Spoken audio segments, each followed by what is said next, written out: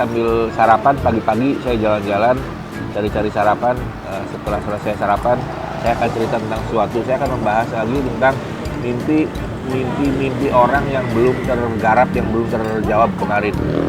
Di sini ada Mbak Yanti atau Ibu Yanti yang menanyakan perihal tentang suaminya. Suaminya ini katanya mimpi, dalam alam mimpinya berselingkuh, dan dia diingatkan, dibangunkan oleh kakaknya sadar untuk berhenti, kurang lebih begitu. Nah, saya kembali ceritakan awal lagi bahwa mimpi itu mempunyai beberapa makna. Yang pertama, kadang-kadang mimpi itu merupakan sebuah pengkhayalan, sebuah pengharapan. Orang yang pengen punya sepeda biasanya suka mimpi naik sepeda. Orang yang pengen naik pesawat biasanya suka mimpi terbang. Jadi ada pengharapan-pengharapan yang kadang-kadang juga belum tercapai, seringkali terbawa ke alam mimpi. Kemudian juga ada pula orang yang mimpi berupa pekerjaan orang. Jadi orang membuat kita tidak bisa nyaman, mau melakukan keputusan amburadul, mau mengerjakan sesuatu jadi berantakan, bangun pagi jadi tidak bisa, ada yang bangun siang jadi tidak bisa, diprogram dengan konsep mengganggu mimpi kita sehingga kita menjadi kacau balau, berantakan, sehingga apa yang kita lakukan, apa yang kita buat menjadi hancur. Kemudian ada juga mimpi yang merupakan petunjuk.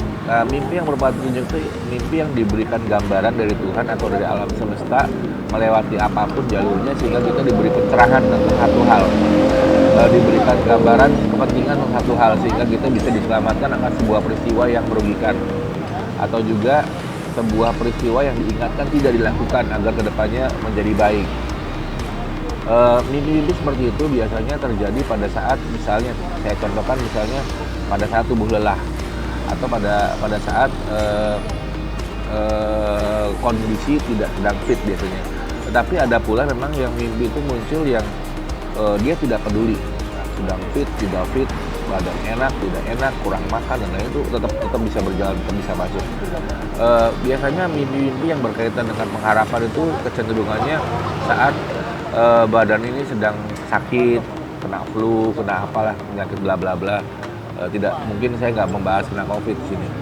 Jadi kalau kita lagi kena sakit tersebut, alam bawah sadar kita, gelombang beta, gamma, dan semuanya berantakan. Jadi tidak runut sesuai sistem, sehingga apa yang kita pikirkan, apa yang kita nyangkan terbayang-bayang terus sampai terbawa ke alam mimpi.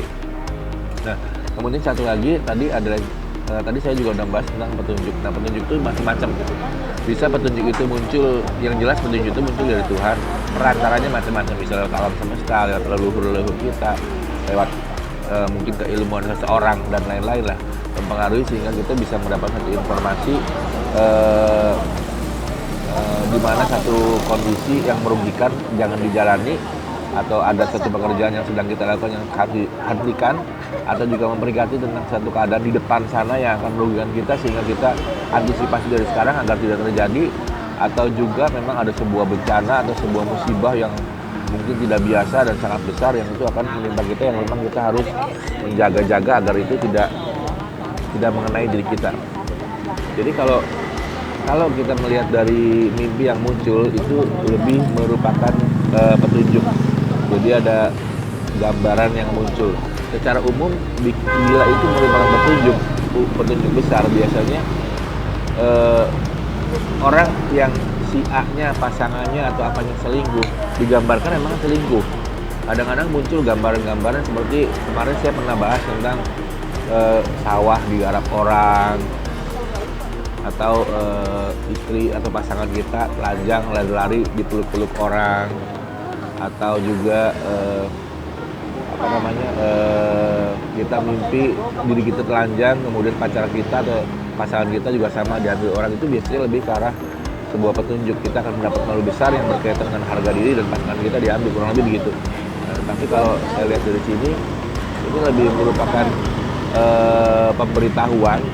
Tapi pemberitahuannya di sini tidak mengarah kepada mimpinya, karena dia dibangunkan di sini, dikasih tahu, diingatkan, sehingga lebih pada kekuatan fisik. Jadi kalau saya melihat suaminya selingkuh, tapi dia dibangunkan, kemudian diingatkan supaya tidak dengan supaya udah selesai gitu. Itu lebih pada kekuatan fisik dia. Jadi sebenarnya dia diberi umur panjang, diberi kesehatan yang baik, badannya diberi kekuatan sehingga apa yang biasa dia kerjakan dia bisa langsung berlipat-lipat. Dia juga akan mendapatkan mungkin keuangan yang baik, rezeki yang baik, dan jelas dengan kesehatan yang baik dia bisa melakukan apapun sehingga bila mana mengerjakan apa saja bisa berhasil dengan sukses.